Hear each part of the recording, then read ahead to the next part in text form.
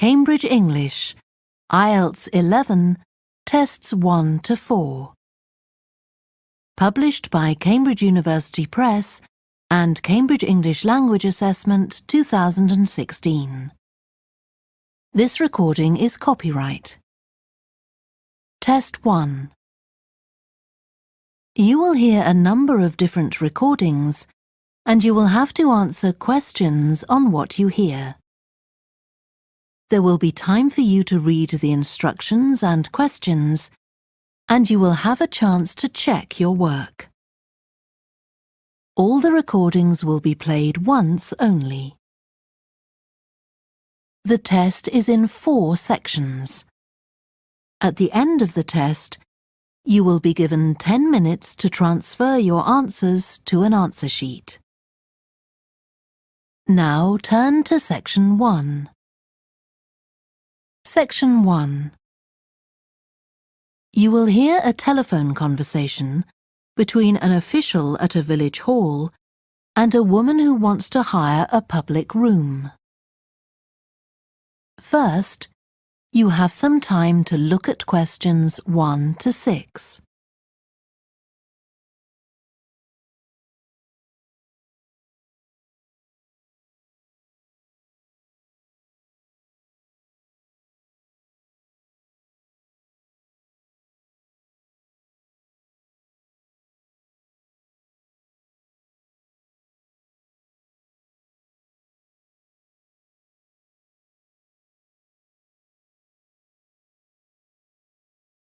Now we shall begin. You should answer the questions as you listen, because you will not hear the recording a second time. Listen carefully and answer questions 1 to 6. Hello? Oh, hello. I wanted to inquire about hiring a room in the village hall for the evening of September the 1st. Let me just see. Yes, we have both rooms available that evening. There's our main hall, that's got seating for 200 people. Or there's the Charlton room. Sorry? The Charlton room, CHARLTON.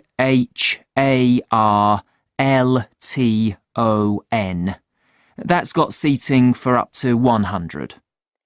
Well, we're organising a dinner to raise money for a charity, and we're hoping for at least 150 people. So, I think we'll go for the main hall. How much would that cost? Let's see. You wanted it for the evening of September the 1st? Yes, that's a Saturday. So, from 6 p.m. to midnight, that'd be £115. That's the weekend price. It's £75 on weekdays. That's all right. And I have to tell you, there's also a deposit of £250, which is returnable, of course, as long as there's no damage. But we do insist that this is paid in cash. We don't take cards for that. You can pay the actual rent of the room however you like, though. Cash, credit card, cheque. Oh, well, I suppose that's okay. So, does the charge include use of tables and chairs and so on? Oh, yes. And what about parking? Yeah, that's all included. The only thing that isn't included is, you said you were organising a dinner? Yeah. Well, you'll have to pay extra for the kitchen if you want to use that. It's £25. It's got very good facilities, good quality cookers and fridges and so on. OK. Well, I suppose that's all right. We can cover the cost in our entry charges. Right, so I'll make a note of that. Now, there are just 1 or 2 things you need to think about before the event. For example, you'll have to see about getting a licence if you're planning to have any music during the meal. Oh, really? It's quite straightforward. I'll give you the details later on. And about a week or 10 days before your event, you'll need to contact the caretaker, that's Mr. Evans, to make the arrangements for entry. He'll sort that out with you. And do I give him the payment as well? No, you do that directly with me. Before you hear the rest of the conversation, you have some time to look at questions 7 to 10.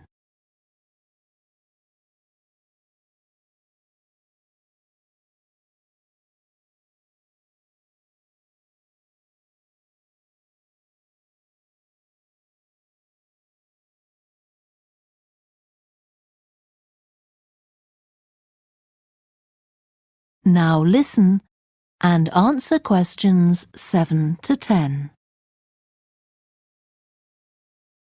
Right. Now, is there anything I need to know about what happens during the event? Well, as you'll be aware, of course, the building is no smoking throughout.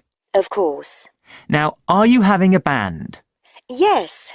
Well, they'll have a lot of equipment, so rather than using the front door, they should park their van round the back and use the stage door there. You can open that from inside, but don't forget to lock it at the end. OK. And talking of bands, I'm sure I don't need to tell you this, but you must make sure that no one fiddles about with the black box by the fire door. That's a system that cuts in when the volume reaches a certain level. It's a legal requirement. Sure. Anyway, we want people to be able to talk to one another, so we don't want anything too loud. Oh, that reminds me. We'll be having speeches. Are there any microphones available? Yep, just let the caretaker know. He'll get those for you. Right, now, when the event is over, we do ask that the premises are left in good condition. So there's a locked cupboard, and you'll be informed of the code you need to open that. It's got all the cleaning equipment, brushes and detergent and so on. Right. So what do we need to do after everyone's gone? Sweep the floors, I suppose? Well, actually, they have to be washed, not just swept. Then you'll be provided with black plastic bags, so all the rubbish must be collected up and left outside the door. Of course. We'll make sure everything's left tidy. Oh, and I forgot to ask. I presume we can have decorations in the room? Yes, but you must take them down afterwards. Sure. And the chairs and tables should be stacked up neatly at the back of the room. I'll make sure I've got a few people to help me. That is the end of section 1. You now have half a minute to check your answers.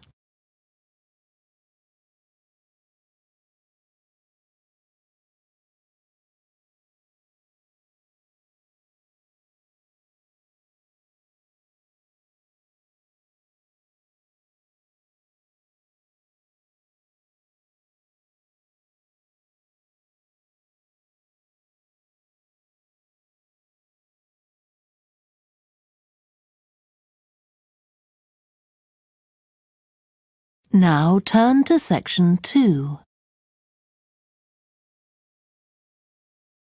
Section 2. You will hear a guide talking to a group of visitors to a farm. First, you have some time to look at questions 11 to 14.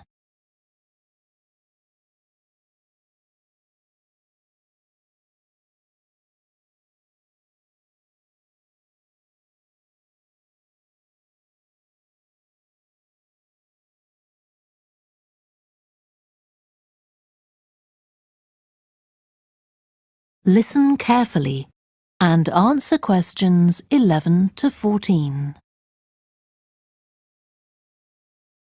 Welcome to the Fiddy Working Heritage Farm. This open-air museum gives you the experience of agriculture and rural life in the English countryside at the end of the 19th century. So you'll see a typical farm of that period, and like me, all the staff are dressed in clothes of that time. I must give you some advice and safety tips before we go any further. As it's a working farm, please don't frighten or injure the animals. We have a lot here, and many of them are breeds that are now quite rare. And do stay at a safe distance from the tools. Some of them have sharp points, which can be pretty dangerous, so please don't touch them. We don't want any accidents, do we? The ground is very uneven, and you might slip if you're wearing sandals, so I'm glad to see you're all wearing shoes. We always advise people to do that. Now, children of all ages are very welcome here, and usually even very young children love the ducks and lambs, so do bring them along next time you come. I don't think any of you have brought dogs with you, but in case you have, I'm afraid they'll have to stay in the car park unless they're guide dogs. I'm sure you'll understand that they could cause a lot of problems on a farm. Before you hear the rest of the talk, you have some time to look at questions 15 to 20.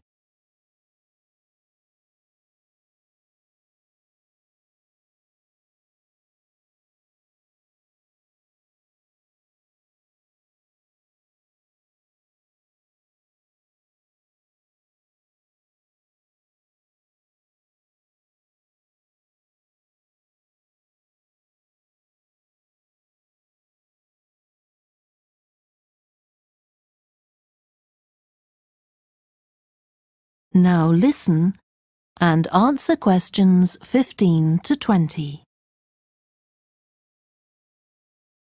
Now let me give you some idea of the layout of the farm.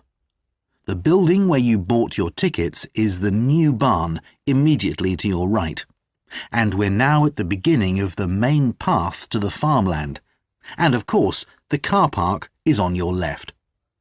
The scarecrow you can see in the car park in the corner beside the main path is a traditional figure for keeping the birds away from crops. But our scarecrow is a permanent sculpture.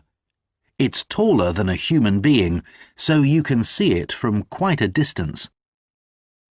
If you look ahead of you, you'll see a maze. It's opposite the new barn, beside the side path that branches off to the right, just over there.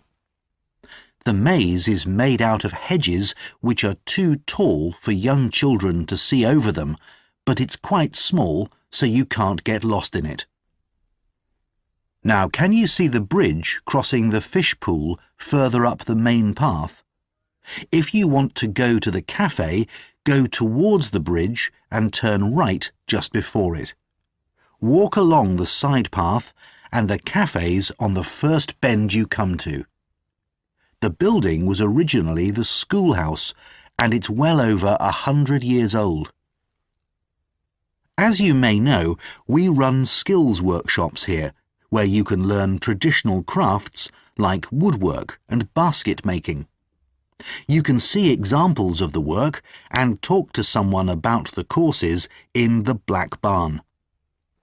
If you take the side path to the right, here, just by the new barn, you'll come to the Black Barn, just where the path first bends. Now, I mustn't forget to tell you about picnicking, as I can see some of you have brought your lunch with you. You can picnic in the field, though do clear up behind you, of course.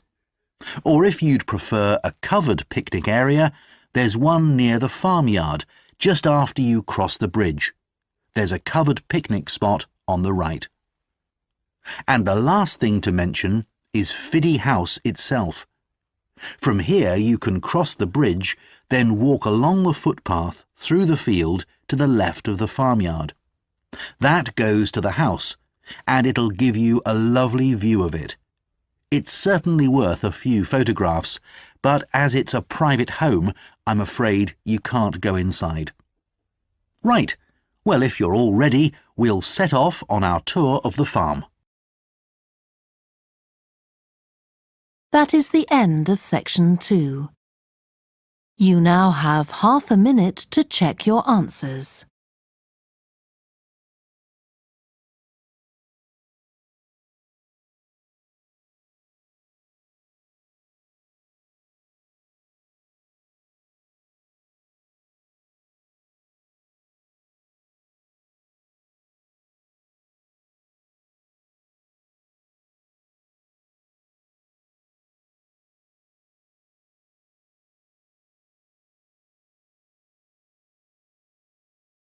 Now turn to section 3.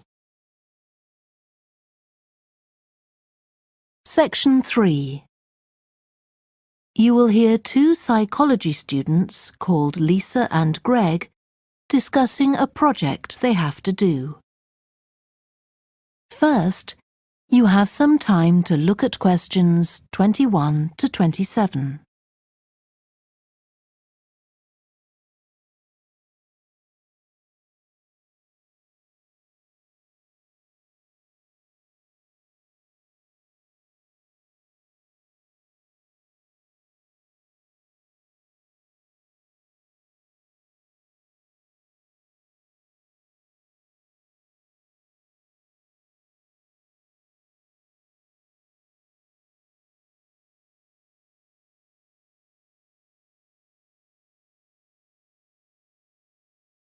Now listen carefully and answer questions 21 to 27.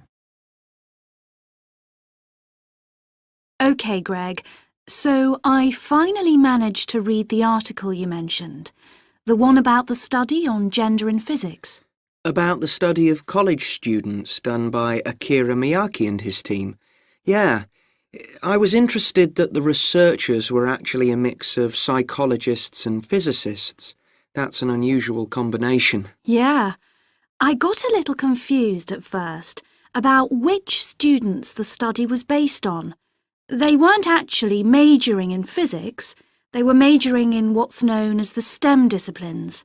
That's science, technology, engineering and math. Yes, but they were all doing physics courses as part of their studies. That's correct. So, as I understood it, Miyake and co. started from the fact that women are underrepresented in introductory physics courses at college, and also that, on average, the women who do enrol on these courses perform more poorly than the men. No one really knows why this is the case. Yeah, but what the researchers wanted to find out was basically what they could do about the relatively low level of the women's results. But in order to find a solution, they needed to find out more about the nature of the problem. Right. Now, let's see if I can remember. It was that in the physics class, the female students thought the male students all assumed that women weren't any good at physics. Was that it? And they thought that the men expected them to get poor results in their tests. That's what the women thought, and that made them nervous, so they did get poor results. But actually, they were wrong. No one was making any assumptions about the female students at all. Anyway, what Miyake's team did was quite simple, getting the students to do some writing before they went into the physics class. What did they call it? Values affirmation.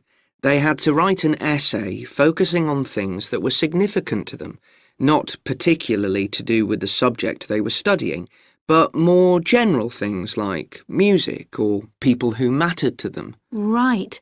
So the idea of doing the writing is that this gets the students thinking in a positive way. And putting these thoughts into words can relax them and help them overcome the psychological factors that lead to poor performance. Yeah.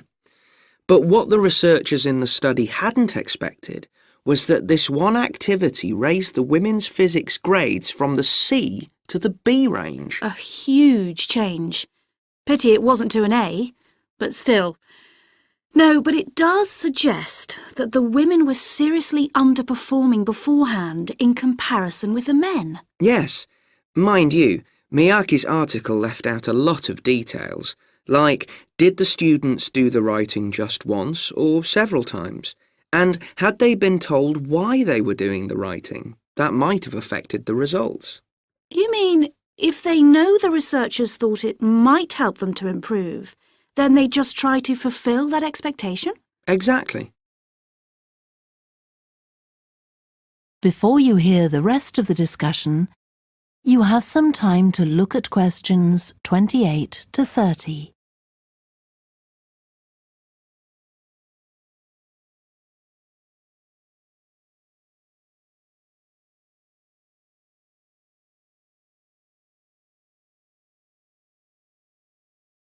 Now listen and answer questions 28 to 30. So anyway, I thought for our project we could do a similar study, but investigate whether it really was the writing activity that had that result. OK, so we could ask them to do a writing task about something completely different, something more factual, like a general knowledge topic. Maybe.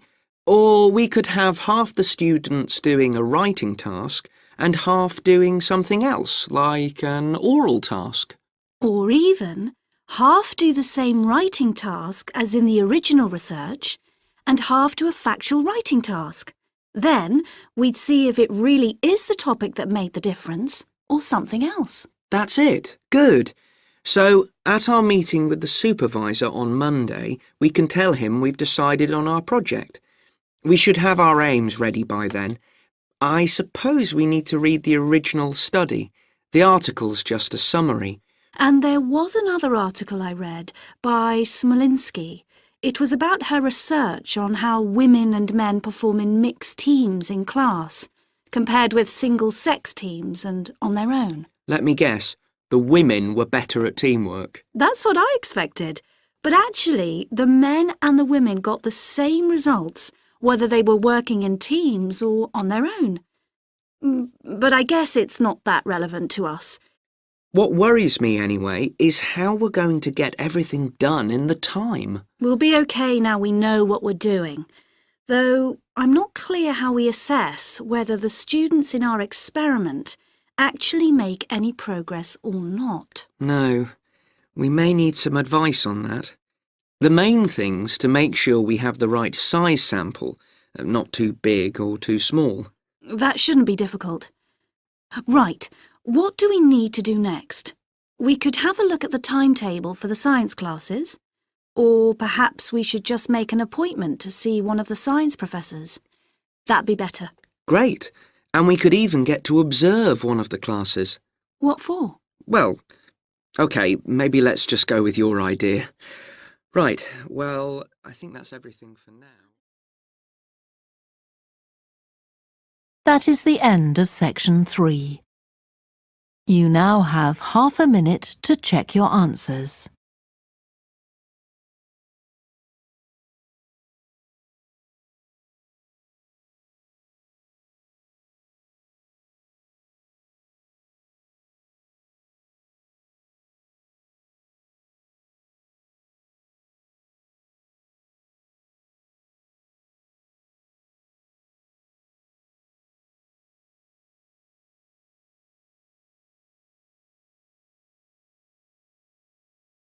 Now turn to section 4. Section 4. You will hear part of a student presentation about the variety of different species that live in the world's ocean. First, you have some time to look at questions 31 to 40.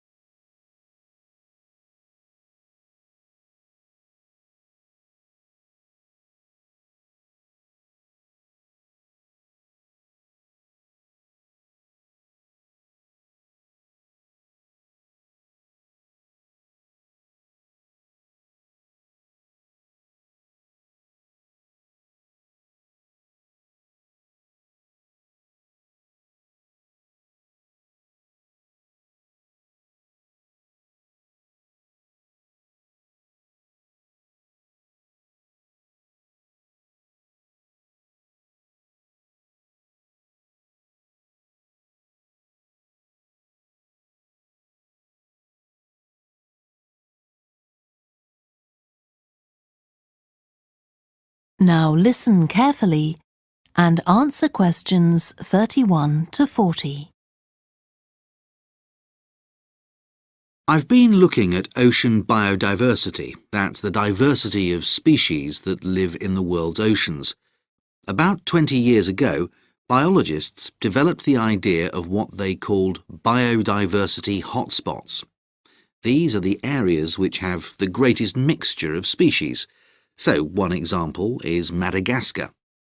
These hotspots are significant because they allow us to locate key areas for focusing efforts at conservation. Biologists can identify hotspots on land fairly easily, but until recently, very little was known about species distribution and diversity in the oceans, and no one even knew if hotspots existed there. Then a Canadian biologist called Boris Worm did some research in 2005 on data on ocean species that he got from the fishing industry. Worm located 5 hotspots for large ocean predators, like sharks, and looked at what they had in common. The main thing he'd expected to find was that they had very high concentrations of food, but to his surprise, that was only true for 4 of the hotspots. The remaining hotspot was quite badly off in that regard. But what he did find was that in all cases, the water at the surface of the ocean had relatively high temperatures, even when it was cool at greater depths. So this seemed to be a factor in supporting a diverse range of these large predators. However, this wasn't enough on its own, because he also found that the water needed to have enough oxygen in it. So these 2 factors seemed necessary to support the high metabolic rate of these large fish. A couple of years later, in 2007, a researcher called Lisa Balance, who was working in California, also started looking for ocean hotspots, but not for fish. What she was interested in was marine mammals, things like seals. And she found 3 places in the oceans which were hotspots, and what these had in common was that these hotspots were all located at boundaries between ocean currents. And this seems to be the sort of place that has lots of the plankton that some of these species feed on. So now people who want to protect the species that are endangered need to get as much information as possible. For example, there's an international project called the Census of Marine Life, oceans all over the world, including the Arctic.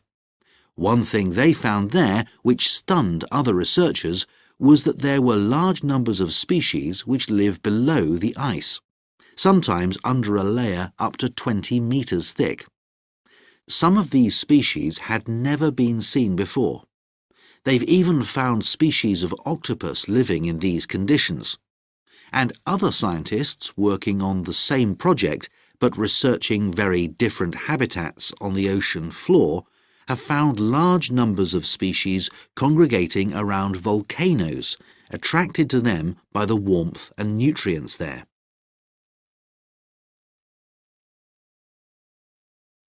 However, biologists still don't know how serious the threat to their survival is for each individual species. So a body called the Global Marine Species Assessment is now creating a list of endangered species on land, so they consider things like the size of the population, how many members of one species there are in a particular place, and then they look at their distribution in geographical terms. Although this is quite difficult when you're looking at fish because they're so mobile. And then thirdly, they calculate the rate at which the decline of the species is happening. So far, only 1,500 species have been assessed, but they want to increase this figure to 20,000. For each one they assess, they use the data they collect on that species to produce a map showing its distribution. Ultimately, they will be able to use these to figure out not only where most species are located, but also where they are most threatened. So, finally, what can be done to retain the diversity of species in the world's oceans? Firstly, we need to set up more reserves in our oceans, places where marine species are protected. We have some, but not enough. In addition, to preserve species such as leatherback turtles, which live out in the high seas but have their nesting sites on the American coast, we need to create corridors for migration, so they can get from one area to another safely. As well as this, action needs to be taken to lower the levels of fishing quotas to prevent overfishing of endangered species. And finally, there's the problem of bycatch. This refers to the catching of unwanted fish by fishing boats. They're returned to the sea, but they're often dead or dying. If these commercial fishing boats used equipment which was more selective so that only the fish wanted for consumption were caught, this problem could be overcome. OK, so does anyone have any questions about... That is the end of section 4. You now have half a minute to check your answers.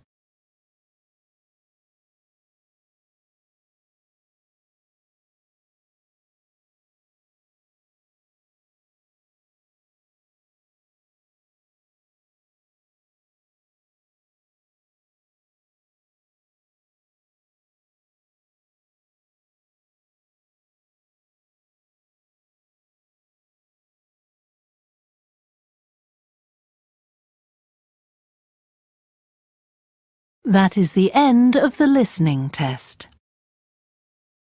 You now have 10 minutes to transfer your answers to the answer sheet. Answer sheet. Answer sheet.